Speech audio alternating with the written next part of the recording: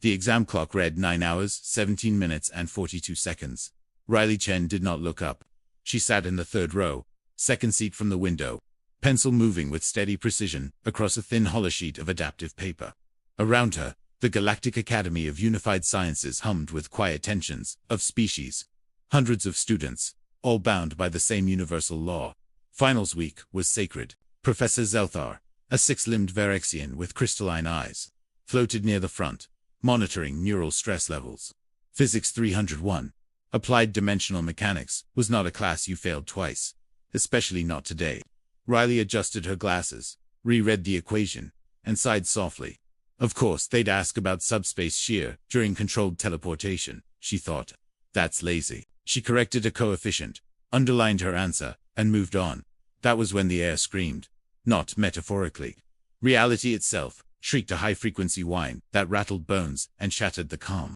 12 columns of violet light detonated into existence at the center of the classroom, vaporizing desks, scorching the floor, and throwing students backward in waves of panic. Screams erupted, tentacles flailed, wings slammed into walls. A gelatinous being lost cohesion entirely. Riley's paper fluttered. She blinked once. The teleportation light collapsed inward, revealing 12 towering figures, in black and gold combat armor. Each stood over 7 feet tall, weapons already raised, visors glowing a hostile crimson. The room froze. Every student in the galaxy knew that armor. Varaxian Imperial Extermination Guard. Elite.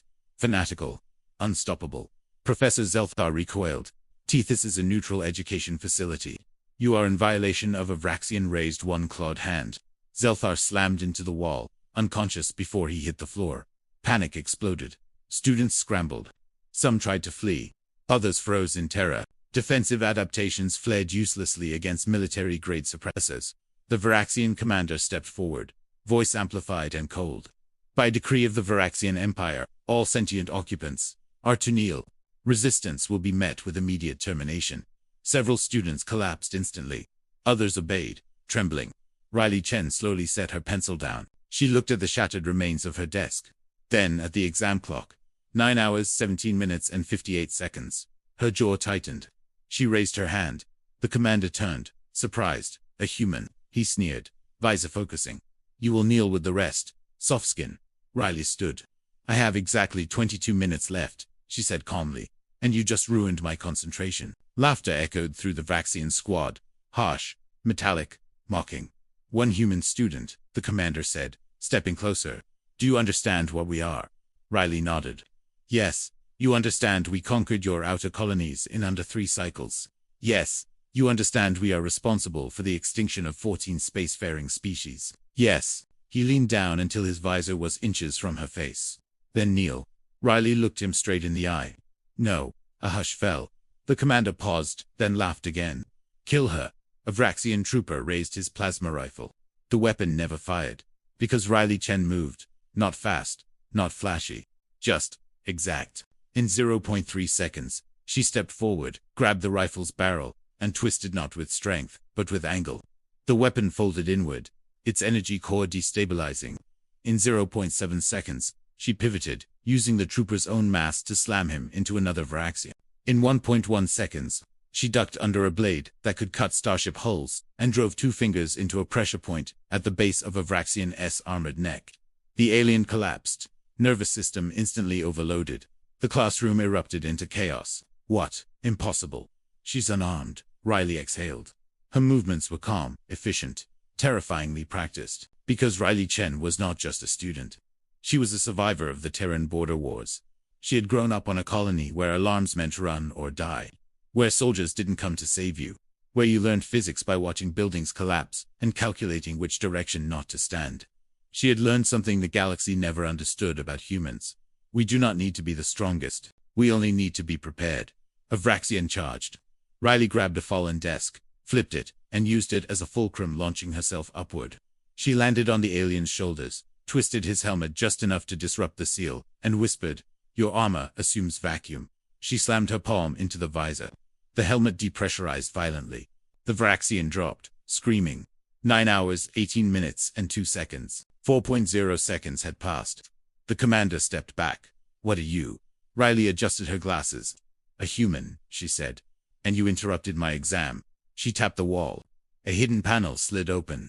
Inside was a small, dull-looking device no larger than a calculator. The commander's blood ran cold. No, he whispered. That's impossible. Humans were banned from keeping personal war relics. Riley finished. You should read the fine print. Educational exemptions. She pressed one button. The device emitted a soft click. Every Varaxian's HUD flooded with warnings. Local gravity anchor engaged movement, restricted time dilation field. Active the aliens slowed. Not frozen, just too slow. Riley walked between them. Her footsteps echoed. She stopped in front of the commander. In 4.7 seconds, she said quietly, you lost control of this room. She leaned closer. Imagine what happens when the rest of humanity stands up. Outside the academy, alarms howled. Across the sector, Raxian command ships detected something impossible. A human student had triggered a Class 5 strategic response beacon. And Earth had answered. He Varaxian commander could not move. He could see, he could hear. But his body responded, as if reality itself had turned to thick, invisible cement. Time dilation fields were forbidden technology outlawed after the Kairos incident, sealed behind treaties signed in blood and starfight. And yet, a human student had activated one inside a classroom. Across the room, Riley Chen walked slowly, calmly, as if strolling through a quiet library, instead of between frozen elite killers. Her heartbeat was steady, her breathing controlled. Inside her head, a clock ticked. You have 18 minutes left, she reminded herself. Around her, the alien students stared in absolute disbelief. Some were crying, some were praying, some were recording. A gelatinous quarrel scholar vibrated so violently, it nearly destabilized its form. She's walking through them, it whispered. Their Vraxian. Riley reached the commander. He was locked mid-motion, claw half raised, visor flashing warning symbols faster than his brain could process. You're afraid, Riley said softly. The commander tried to speak. Only a distorted growl escaped. You should be, she continued. Because right now, every Varaxian sensor, in 3 systems, is screaming. As if summoned by her words, the academy's ceiling shimmered. A holographic emergency projection burst into existence. Unauthorized priority override. Professor Zelthar's body twitched. As the system rerouted power, a massive emblem rotated in the air. Not Varaxian, not Academy. Terran Strategic Command. The classroom gasped. Humans were observers in the Galactic Compact. Minor contributors. Background noise. They did not project command authority in alien space. A calm, unmistakably human voice filled the room. This is Admiral Naomi Reyes, Terran Defense Coalition. The Vraxian commander's visor flared bright red. No, he croaked. To the Vraxian Imperial forces currently occupying Galactic Academy Sector 12, the voice continued, cold and precise. You are in violation of 34 interstellar accords. The hologram sharpened. An older woman appeared scarred, steel-eyed, wearing a simple uniform with no decorative arrogance. Only wait. You have exactly 60 seconds to disengage and withdraw. The commander tried to laugh. Bluff, he snarled weakly. Humans do not deploy fleets this deep without the hologram shifted. Space unfolded above the classroom. Not a simulation. Live feed. Students screamed as the stars themselves disappeared behind shadows. Dozens, hundreds, thousands. Terran warships slid out of folded space like predators emerging from deep water. No ornate designs, no intimidation spikes. Just raw mass, angular holes, and weapon arrays that bent light around them. A quarrel whispered in horror, those aren't ceremonial vessels. Another finished the sentence. They're war-built. Admiral Reyes spoke again. For the record, she said, this deployment took us 4 minutes and 12 seconds. The commander's voice cracked. That's impossible. Your response, time your logistical reach. Riley interrupted him. We don't wait for permission anymore. She crouched beside him. You see, she said quietly, humans learned something after the border wars. Her eyes hardened. When the galaxy looks away, we bleed alone. She stood. So now we prepare. Outside the academy, the sky burned.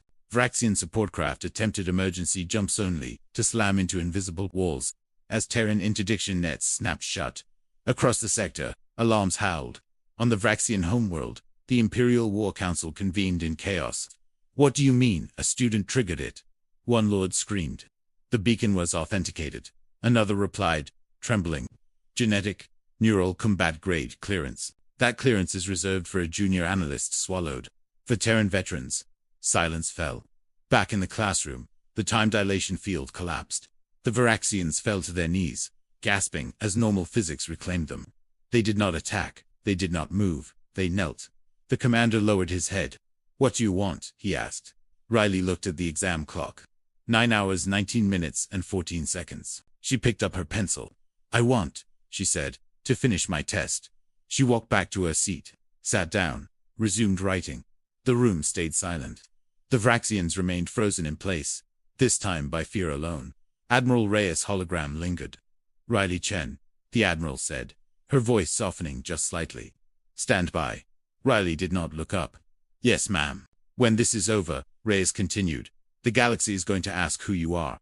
Riley paused, then smiled faintly. "They can ask," she said. "I'll be busy." She wrote the final equation, solved it. Across the galaxy, diplomats scrambled. Empires reconsidered treaties. And for the first time in recorded history, an ancient truth spread from system to system. Humanity was no longer quiet. The Varaxian Empire had never begged. It had negotiated. It had threatened. It had annihilated. But it had never ever found itself staring into the quiet, unblinking resolve of a species that had decided it was done being prey. And it had certainly never been forced into that position by a human student, with a pencil still warm in her fingers. The silence after fear. Riley Chen finished the last equation. She underlined it once, neat and deliberate, then set her pencil down. The exam clock ticked softly. 9 hours, 35 minutes, and 0 seconds. She leaned back in her chair for the first time since the invasion began. Around her, the classroom looked like a museum frozen in time-destroyed desks. Scorched walls, alien students still half-crouched in shock. The 12 Raxian elite knelt where they had fallen, weapons discarded, pride shattered. The strongest warriors the Empire could produce. Neutralized without a single human casualty. Without shouting. Without spectacle. Just certainty. Admiral Naomi Reyes' hologram still hovered near the ceiling, arms folded behind her back. "Riley," she said calmly. "Terran Command is requesting a status update." Riley stood. "Exam complete," she replied. "Threat contained." A pause. Then something rare. The Admiral smiled. The Vraxian countermove. On the Vraxian homeworld, panic curdled into desperation. The Imperial War Council chamber rang with overlapping voices. "This is an embarrassment. They deployed inside our influence zone. A single human activated a veteran beacon. How many more are hiding?" The High Strategist slammed a claw into the obsidian table. "Enough." Silence fell. "There is only one way to reclaim dominance," he hissed. "We remind the galaxy why they fear us." A projection fled to life. Coordinates appeared. A human colony. Small, civilian, barely defended. "Prepare a demonstration strike," the strategist ordered. "If humanity wants to posture, we will teach them consequence." The order was transmitted. It never arrived. Mid-signal, every Varaxian relay station across 3 sectors went dark. Screens died. Stars vanished. Reality shifted. An aide whispered, voice shaking. "Sir, Terran fleet movement. Detected how many?" The strategist demanded. The aide swallowed. "All of them. Not a fleet." A statement back at the academy. The sky outside the shattered windows changed color. Not from weapons fire, from mass. Terran ships filled space not in attack formation, but in something far more unsettling. A wall. Thousands of vessels, from needle-fast interceptors to continent-sized carriers, aligned with mathematical precision. No wasted motion. No chaotic threat displays. Just readiness. Admiral Reyes' voice echoed again, this time not just in the classroom, but across open channels throughout the sector. "Attention all galactic powers." Her image expanded, rebroadcast automatically by every terrified relay that still functioned. "This is not a declaration of war." A murmur rippled through the stars. "This is a declaration of boundary." On Vraxian command decks, officers froze. On neutral worlds, leaders leaned closer to their screens. On Earth, millions watched in silence. For centuries, Reyes continued, humanity was told to be patient, to be understanding, to be small. Her gaze hardened. That era is over. The projection shifted. Data streams unfolded records of Vraxian raids, broken treaties, erased species. Evidence compiled quietly over decades. "We did not forget," Reyes said. "We prepared." Why Riley Chen was chosen in the classroom, a trembling alien student, finally found the courage to speak. Riley, why you?" it asked. "Why did you have that beacon?" Riley considered the question, then answered honestly, "Because I didn't want it." She looked at the Vraxian commander. Everyone who wanted power used it too early. She turned back to the class. Humans who survived the worst learned something important. Her voice was calm, but it carried. We don't escalate to prove strength, she said. We escalate when all other options are gone. The commander bowed his head lower. What will you do with us? He asked. Riley studied him for a long moment. She thought of burning skies, of evacuation sirens, of friends whose names never made it into history. Then she spoke. You will live. The commander looked up, stunned. You will return, Riley continued, and you will tell your empire exactly what happened here. She stepped closer. And you will tell them this wasn't mercy. Her eyes were steady. It was restraint. The galactic vote. Within the hour, an emergency assembly of the Galactic Compact was forced into session. Dozens of species, hundreds of representatives, all speaking at once. Until the human delegates stood. No armor, no weapon, just a datapad. We are not asking for dominance, the delegate said. We are not demanding tribute. He paused. We are demanding respect. A vote was called. For the first time in recorded history, the Vraxian Empire was issued a unified sanction, military, economic, and territorial. Unanimous. Even their former allies voted yes. Because everyone had seen the wall of Terran ships. And everyone had heard the calm voice of a girl who had decided the line had been crossed. Aftermath. The academy reopened 3 days later. New desks. Repaired walls. Extra security. Riley Chen returned to class. She took her seat. Professor Zelthar, arm in a regeneration sling, cleared his throat nervously. Miss Chen, he said. Your exam score. Riley looked up. Yes. He swallowed. Perfect. With additional commendation, she nodded. Thank you, Professor. Class continued. No one bothered her. Across the galaxy, children alien and human alike would one day learn about the 4.7 seconds. Not as a battle. Not as a massacre. But as the moment the universe learned something terrifyingly simple.